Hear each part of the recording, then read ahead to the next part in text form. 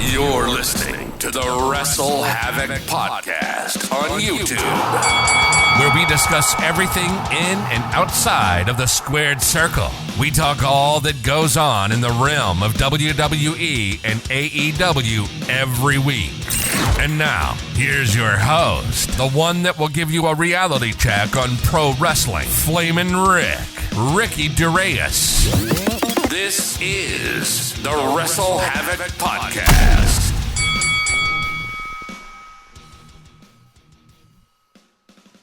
It's the final stop before WWE Crown Jewel with the SmackDown Go Home show. What's up, everybody? It is Flamin' Ricky DeReyes right here on the Wrestle Havoc Podcast, here to review Friday Night SmackDown from November 3rd, 2023. Of course, it is the Go Home SmackDown before today's Crown Jewel PLE, which is going to be taking place in Riyadh, Saudi Arabia. And of course, that show is headlined by Roman Reigns defending his undisputed WWE Championship against the megastar himself, LA Knight. Yeah, we also got matches like Solo SIkoa and John Cena, which that should be a great match. We also got Damian Priest and Cody Rhodes, Seth Rollins and Drew McIntyre, and a whole lot more. I'm actually going to be giving you my preview for WWE Crown Jewel today, which of course is going to be taking place in the next couple of hours. But before that, we are going to be talking about the SmackDown show. SmackDown this week was, of course, taped. Main reason as to why it was taped, it was because of the fact that the entire crew is all the way right now in Saudi Arabia, and they filmed the episode immediately after last week's show. So that is why the show was taped. Nonetheless, I thought this was a fine show. Nothing really special happened on the show. Really, the two most important things, or I should say the three most important things that happened on this SmackDown show was the opening segment with LA Knight and Roman Reigns, the really good and phenomenal John Cena and Solo SIkoa segment for the second week in a row. I thought these two segments knocked it out of the park. And the segment with John Cena and Solo SIkoa this week was off the chain. And, of course, we had Bianca Belair taking on Bayley. Aside from all of that, nonetheless, we didn't really have a lot more. I mean, we had a weigh-in segment with Rey Mysterio and Logan Paul, which, of course, they are going to be wrestling for the U.S. title at Crown Jewel as well, which that should be a great match as well. I'm actually really excited for that, and I'm actually vouching for Logan Paul to actually beat Rey Mysterio for the United States Championship. But nonetheless, I thought it was a pretty good episode of SmackDown. Not the best episode, but it got the job done at the end of the day, and that is really the most important thing that I can really give you guys. But nonetheless, this is the SmackDown review from November 3rd, 2023. Before I get on with all this craziness, please make sure to like and subscribe to the Wrestle Havoc channel right here on YouTube, in which we discuss everything in and outside of the squared circle. Make sure to like and subscribe for more content, and as the freaking referee would say, ring that damn bell for more notifications. Also, of course, I am on social media. If you guys want to follow me on social media, I am on Instagram, Twitter, and TikTok as well. I'm going to try to put more TikToks discussing many different topics of professional wrestling, and hopefully you guys get a kick out of that. And, of course, subscribe to the YouTube channel for more content. Also, the AEW Dynamite review is up on the channel. Hey, Tony Khan, we need to have a chat about these damn announcements. I do a little mini rant about all of these announcements, the problems that the AEW product is having right now. I talk about all that and much more on the Dynamite review. Dynamite this week wasn't really that good of a show, to say the least. If you guys haven't checked out the Dynamite review, the link will be in the description below. Also, of course, as I've stated at the top of this video, I'm going to be giving you guys my preview for today's WWE Crown Jewel pay-per-view. All right, let's kick off Friday Night SmackDown. The show starts off with, of course, the number one contender for Roman Reigns' undisputed title, that being the megastar himself, LA Knight. Yeah, let me talk to you, says LA Knight. Nearly 1,200 days, my God, that is impressive. But what's more impressive is how quickly 1,200 days can end. But what's more impressive is how, quickly how 1,200 days could end. Last week, Roman comes in, and he talks about how he will give LA Knight a spear. Nah, that ain't going to happen. Because the tribal chief gets dropped on his head on the business on the end of a BFT. And here's what happens. Tomorrow at Crown Jewel, he finds himself dropping on himself, and he talks about how this is a hostile takeover, and make no mistake about it, he is coming to take over everything he stands for and what he thinks he owns. And he is coming, of course, to take that WWE title, and that WWE title has no chance or no choice but coming to him, and that will end Roman's reign. But let's come on around. But then, of course, when he continues, Roman Reigns comes out. Roman Reigns, of course, does his long entrance, the aura of Roman Reigns, right? We all love Roman Reigns. Man, a lot of people are, I feel like a lot of people in like the next 5 years, if Roman is still around in the ring, people are going to start talking, about Roman Reigns when it comes to his entrance, and they're going to compare him to The Undertaker. It's going to be hilarious. But Roman Reigns comes out, gets the microphone. Of course, Paul Heyman gives, the wise man himself gives Roman Reigns the microphone. Typically, he would tell this town to acknowledge him, but they know exactly who he is. Granted, if you really think about it, now you the viewer, if you're a casual, you probably do not know that this show is taped. But, of course, Roman Reigns is making multiple appearances on one show, technically, because they're filming 2 episodes in the same city, so that was pretty funny. He says he can't say the same for him. Talks about how he will introduce himself only this one time. He is Roman Reigns. He is the tribal chief. He is the head of the table, and he is the face of the WWE. Lots have changed around here since, he has taken his time of leave. He expects people to step up, and at the end of the day, he saw that a guy like LA Knight stepped up. He managed his time wisely and got the people on his side, and he will give him credit for that. But talks about how it's not that easy to get the people behind you in this day and age. And it's the last night that this is ever going to happen for LA Knight. He's advanced this business. He has pushed this business forward. The kids nowadays call this cinema. Yes, we call this cinema. Thank you, Tranquilo Club, by the way. He is the star. He is the megastar. He turned this business into a $1 billion industry. He's done everything that he has done, but what have you done, LA Knight? You've actually turned this business backwards. If anything, you're cosplaying as a redneck version of my cousin, says Roman Reigns. Of course, he's mentioning The Rock. And a lot of people have made that comparison about LA Knight, which I could understand, but at the same time, a lot of people take a lot of shit from other people anyway in this business, so I do not know why that is a major issue. I know guys like Kevin Nash do not like LA Knight for that particular reason, but in my opinion, it is what it is. But he mentioned his cousin, The Rock. I know a lot of people on the internet, you can tell, as soon as Roman Reigns said that line, the narrative that is going to be for the next couple of days is, oh my God, Rock and Roman is going to happen at WrestleMania. Shut up. No, it's going to be Cody and Roman. They already teased it. Stop. It's not going to be Rock and Roman. We don't need to talk about that. Please. Moving on. Talks about how he's a cosplay version or a redneck cosplay version of his cousin.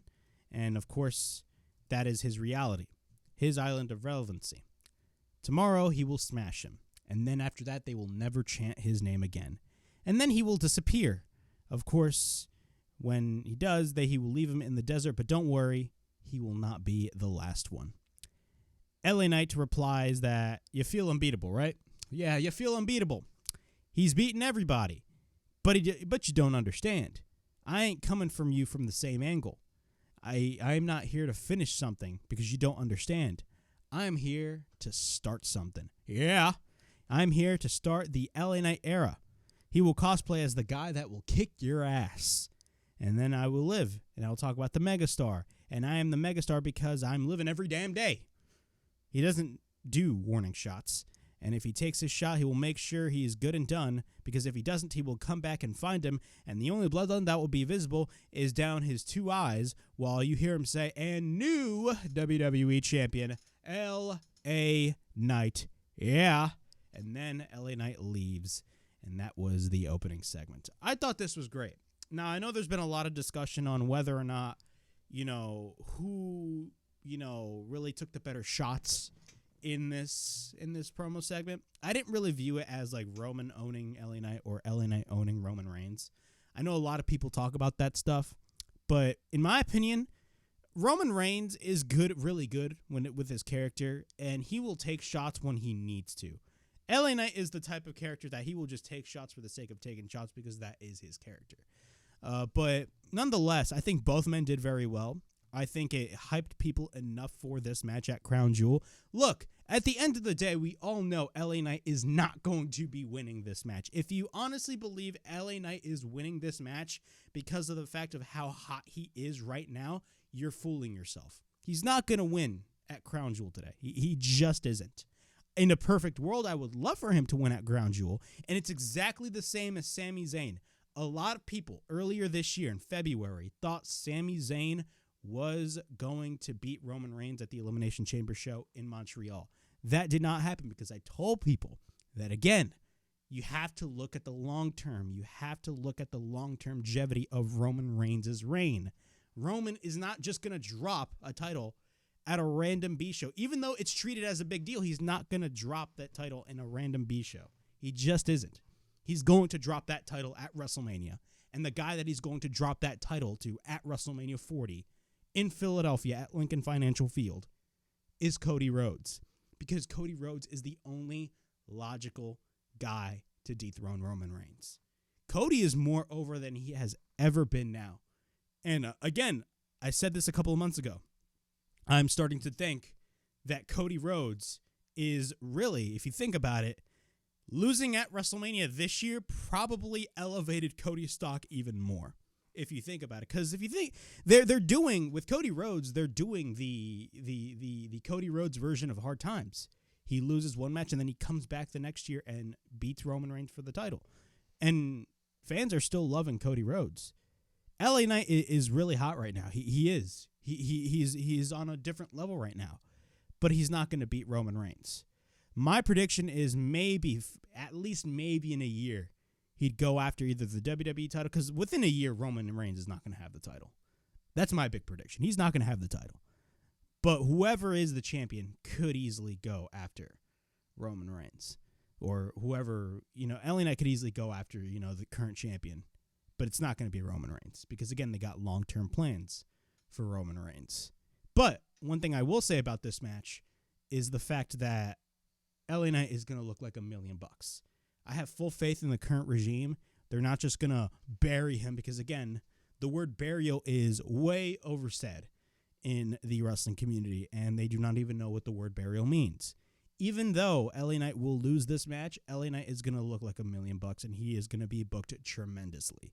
So I have full faith in the creative team to see what they're going to be doing in this match against Crown Jewel, and the match is going to be absolutely phenomenal. Everything about this match is going to be great. I can assure you guys that.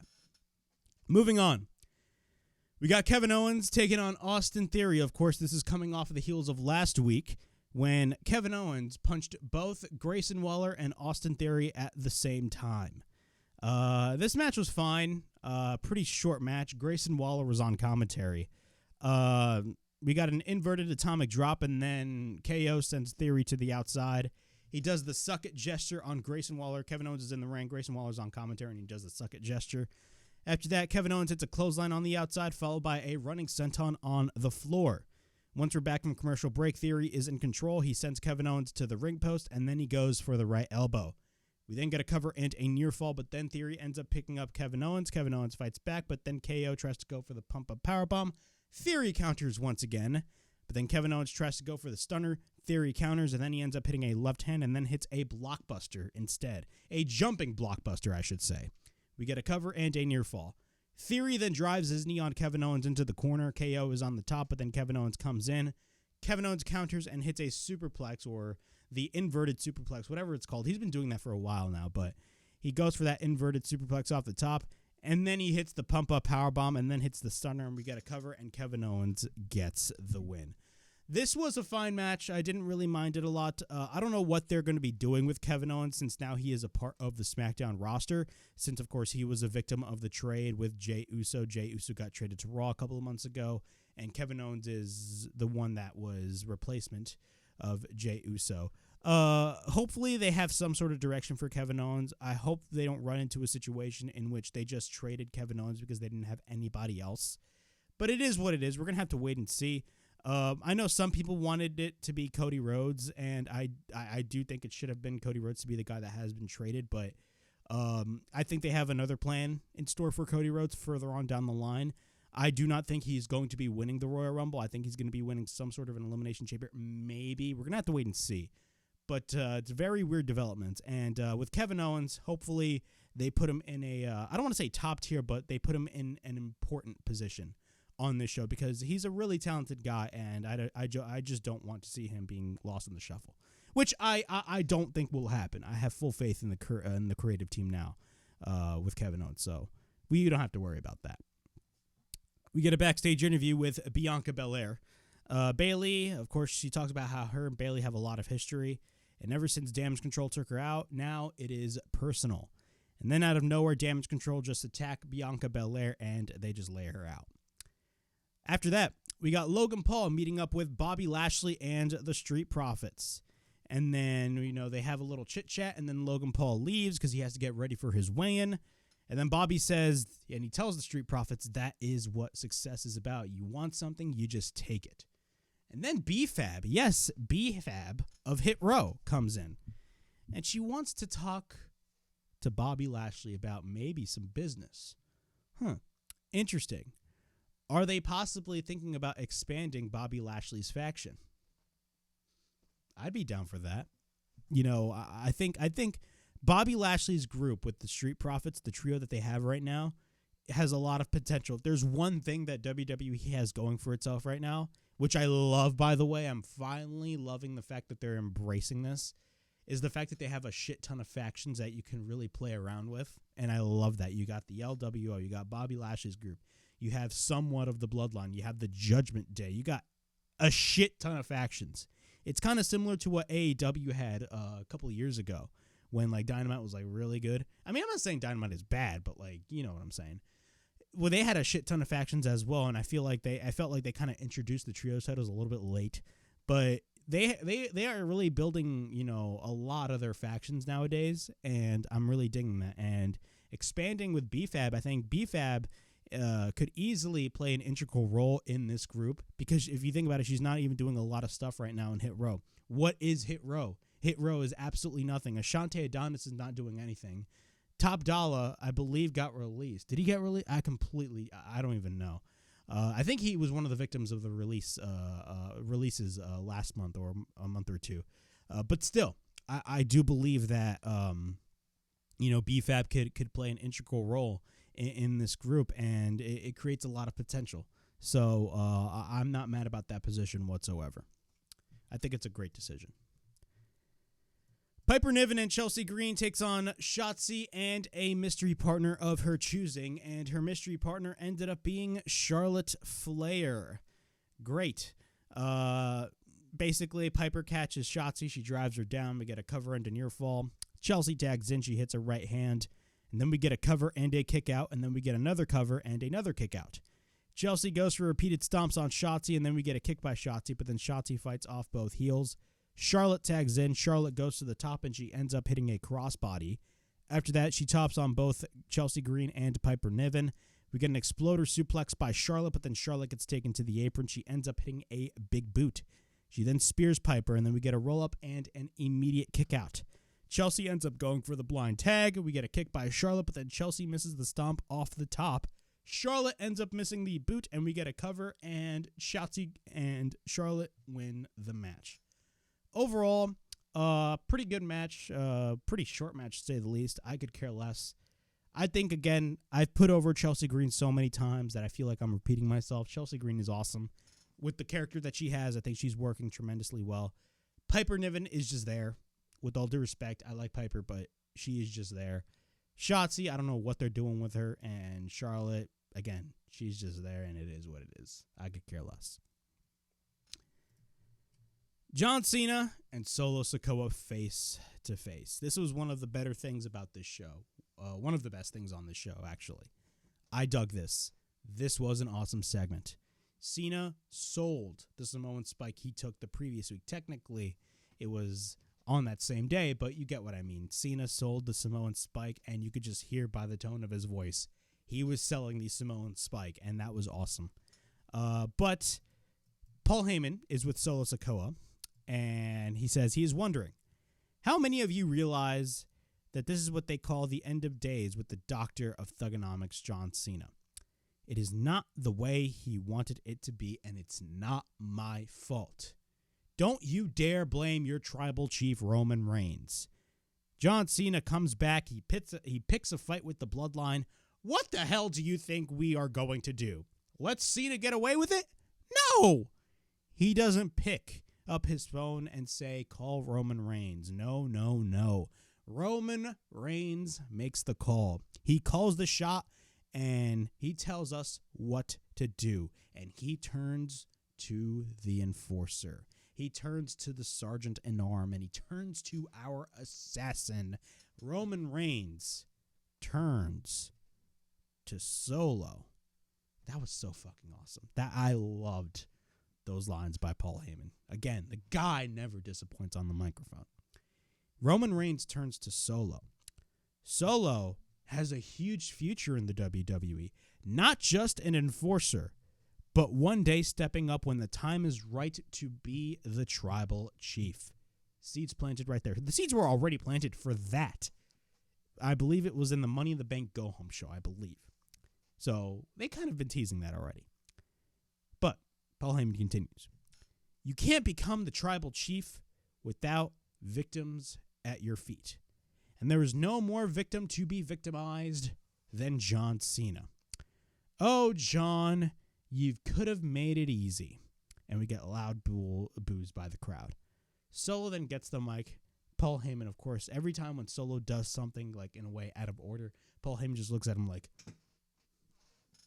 Paul Heyman has this shocked look on his face, but Solo has the microphone. Solo asks Paul why is he wasting his breath talking to him, referring to the people. We didn't come here to talk to them. We came here to talk to John Cena face to face. Solo's really, really going all out, man. Then John Cena comes out. He has this serious look on his face. Cena faces off with Solo SIkoa. Solo says his name. John Cena. He's pissed off that he needs to wait till tomorrow to fight him, but he has orders from the tribal chief, and those orders was to give him this microphone so he could easily say goodbye to the fans while he still can before Crown Jewel, because come Crown Jewel, he won't be able to speak. And then Solo gives John Cena the microphone. We get a bunch of Let's Go Cena chants, but we do not get Cena sucks chants. Remember back in the day there'd be Let's Go Cena, Cena sucks chants? Yeah, I remember that too. The good old days. John then, the first things that come out of his mouth with, of course, selling the Samoan Spike, and you can tell by his voice, he's definitely selling the Samoan Spike by Solo, which is great stuff. John says, that is it?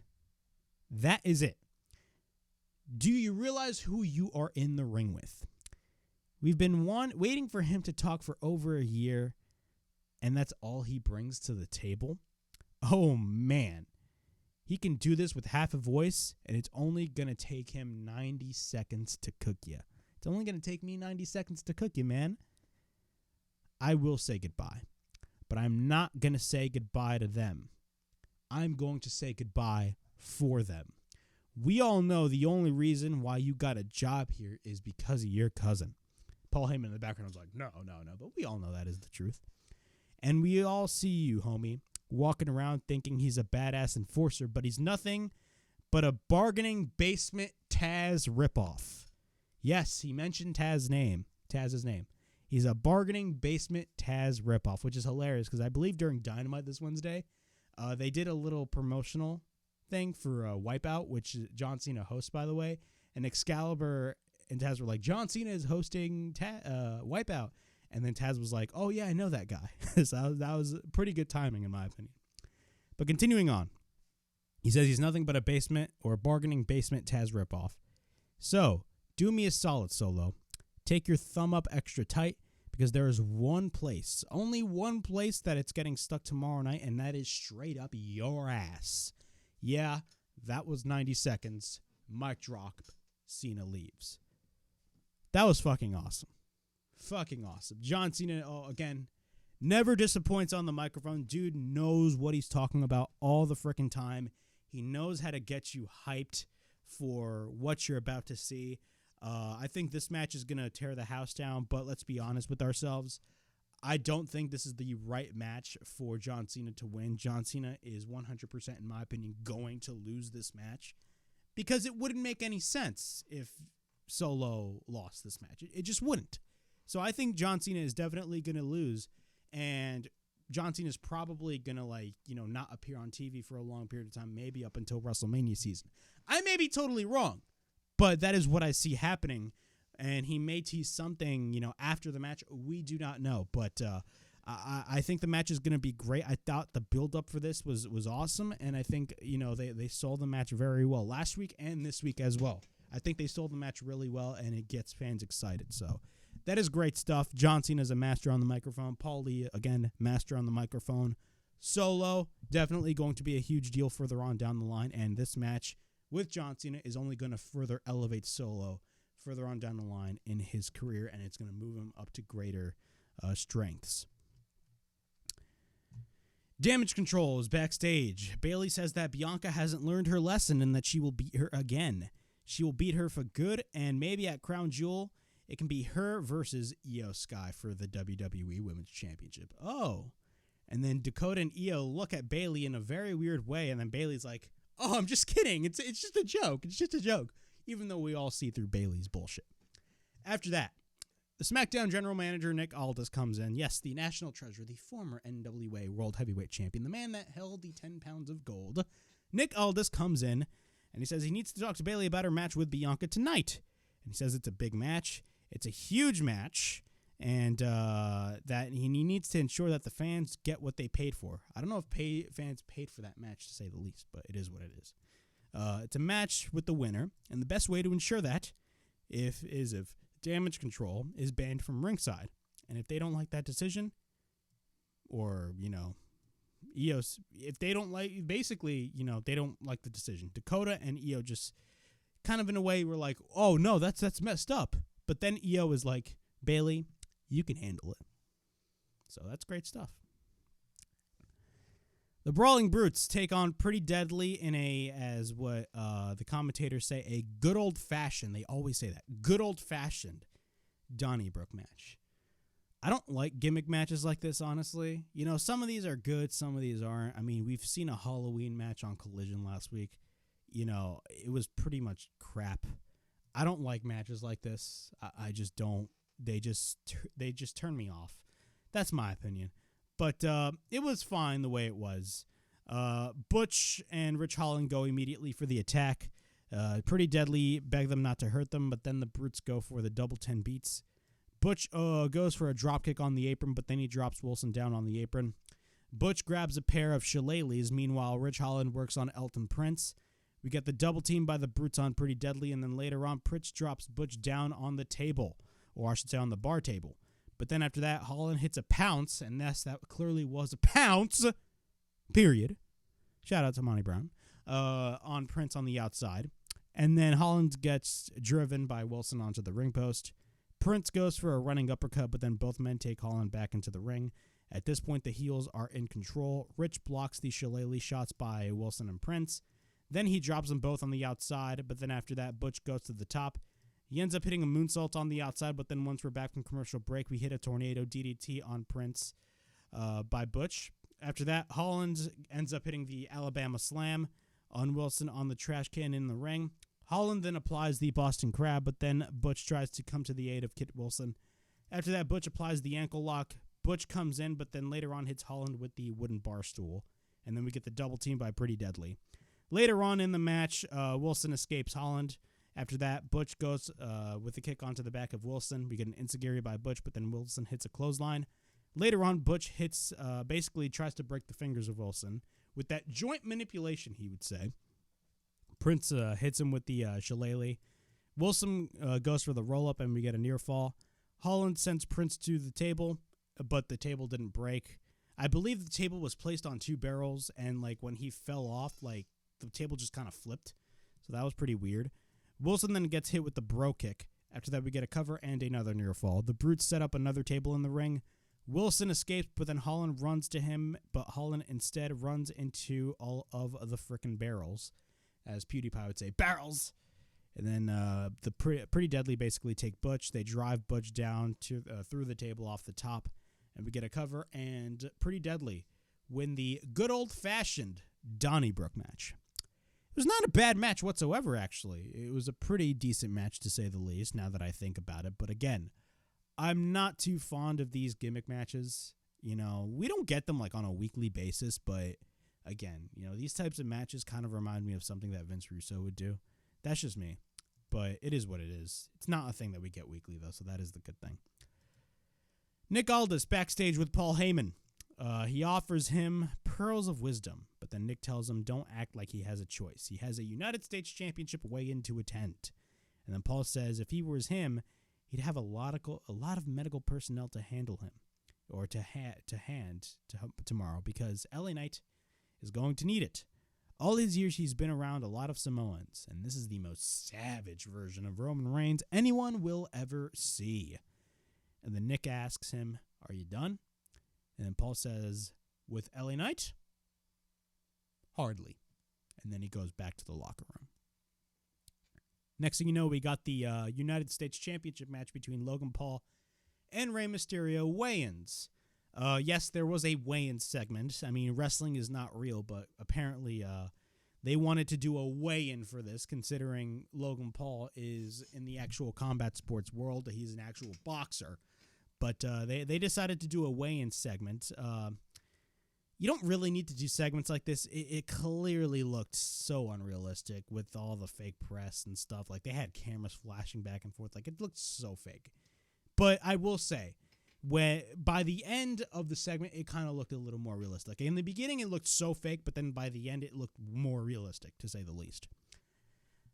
Logan Paul steps onto the scale. He weighs in at 213. Rey steps onto the scale. Rey weighs at 175. Both men face off. Logan then says that, of course, he looks like a Oompa Loompa with a mask. He is really a Oompa Loompa with the mask, and then both kind of like say names to each other back and forth. Logan says that he is small as hell. Both men argue. Rey has one thing to say to Logan Paul. Rey slaps Logan, but then Logan ends up trying to go for a right, and then the melee just continues to happen. And then Rey hits him with the microphone, and that was a cheap shot. And, of course, that was in building for their match at Crown Jewel, which I think is going to be a phenomenal match. I've talked about this time and time and time again. Logan Paul has proven himself in the ring. Look at the matches that he has had this year alone. Matches with Seth Rollins, matches with Ricochet. Now he's going to have a match with Rey Mysterio. I mean, bro, his matches are off the freaking charts. The match that he had with Roman Reigns last year. Like, there is a lot of stuff about Logan Paul to like about when it comes to his in-ring ability. And a match with Rey Mysterio, sign me the fuck up. I think that's going to be probably one of the highlights of Crown Jewel today. After that, we got Bianca Belair taking on Bayley in the main event. I'm not going to go through this match a lot. Both women are on the top. Bianca hits a moonsault landing on their feet, and then she comes back. She ends up hitting a superplex, but then we get a cover and a near fall. Later on, Bayley tries to pull the hair of Bianca, and that was a common occurrence throughout the majority of the whole match. Bianca then tries to hold on, but instead Bayley pulls Bianca by the hair, leading her or sending her to the ring post. She then sends Bianca back into the ring, but then Bayley goes to the top. She ends up hitting an elbow drop, but then we get a cover and a near fall, but then Bianca and Bayley are on the apron. Bayley gets driven onto the ring post, but then Bianca ends up hitting a crossbody. Bianca then sends her back into the ring. Bianca picks her up, but then Bayley counters rolling her up, but we get another kick out. After that, Bayley counters rolling her up. We get another kick out. Bayley once again pulls the hair of Bianca Belair. Bianca then whips Bayley with her ponytail, which she has done on numerous occasions, by the way. And then Bianca ends up hitting the KOD, the Kiss of Death. And we get a cover, and Bianca gets the win in the match. After that, Bayley is not done with, or I should say Bianca. Damn, I keep getting both of those names confused. Bianca is not done with Bayley. After that, she ends up picking up Bayley, and she hits the KOD on Bayley, leading her through the announce table, which ends the show. And that was SmackDown from November 3rd, 2023. Overall thoughts on the match. I thought the match was great. Bianca looked pretty good. I think she's going to look really good in her match against Io Sky, but I think it's obvious that Io is going to be retaining the women's title, and I do think that Bianca, there's going to be some sort of new direction for Bianca. I do not know what that direction is, but it is what it is.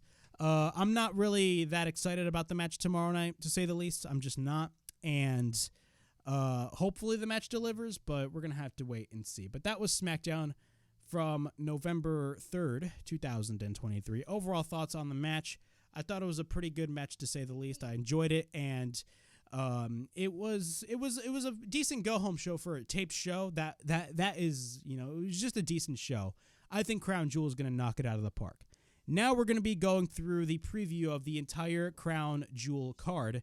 The Crown Jewel card, of course, Crown Jewel is going to be taking place today. And Crown Jewel, of course, this is the card. In the kickoff match, we have Sami Zayn taking on J.D. McDonough. And we have Damian Priest taking on the American Nightmare Cody Rhodes. In the United States Championship match, we have Rey Mysterio taking on Logan Paul, which that match should be a really good match, and I think Logan Paul is going to deliver 110%, and I do see Logan Paul winning the United States Championship. If you're not going to put the world title on him, in which they should not put the world title on Logan Paul, I think it's a smarter move to put a championship belt like the U.S. title on a guy like Logan Paul. We got the WWE Women's Championship match as Io Sky defends her title against Bianca Belair. We got the Women's World Championship Fatal 5-Way match as Rhea Ripley defends her title against Nia Jax, Shayna Baszler, Zoe Stark, and Raquel Rodriguez.